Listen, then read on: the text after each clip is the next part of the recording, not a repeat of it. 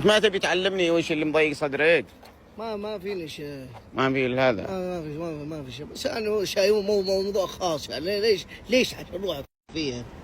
يعني انا قلت يعني لا يمكن مو بشغلك هو، مو بشغلك. إيه. ولو سافرت مذاكر تتعب نقل الحاج كذا مسايد دي تعب تاخذ علوم دي مو عندنا. إيه. بس انا قلت يعني ترى تبشر اذا عندك مشاكل. لا مو بشغلك، انا بتقول شو كبر المشاكل، بتقول كفيل ما كفيل بعد.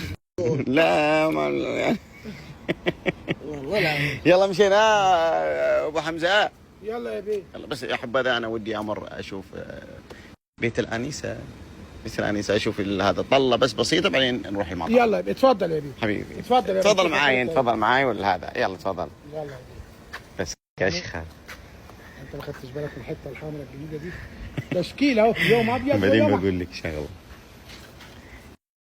يعني ان شاء الله انت يعني ان شاء الله الايام جايه، يعني انا اعرف انك انت نيتك طيبه وما انت داخل على طمع ولا شيء ولا هذا، ولكن يعني جاور السعيد تسعد. فانت يعني لما يعني تكون دخلت على حياه المليارديريه كذا اكيد يعني وانت اوعدنا يا رب، اوعدنا يا رب. فانت يعني دائما بين لهم خلي يشوفونك، وهذا الشيء اللي انا قلته انك انت ولد نعمه. يعني انا قايل لهم هذا الشخص اوريدي جاي ترى ولد نعمه، انسان يعني شايف الخير مو يعني عشان لا يحس. طب نعملها ازاي؟ نعملها ازاي؟ انا بقدر ارجع لك ولا انت لازم تساعدني عاد؟ يعني الشيء اللي اقوله انت لازم تنفذه.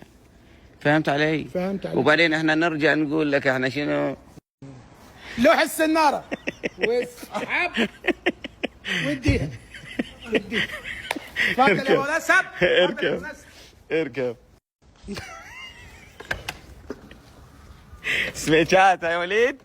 اللي انت عايزه يا بيه. ايه اسمها في سميكات عاد. بس انت تقيل على الاكل مش حلو يعني، غلط يعني. حاولت ايه على الهادي يعني عشان صحتك.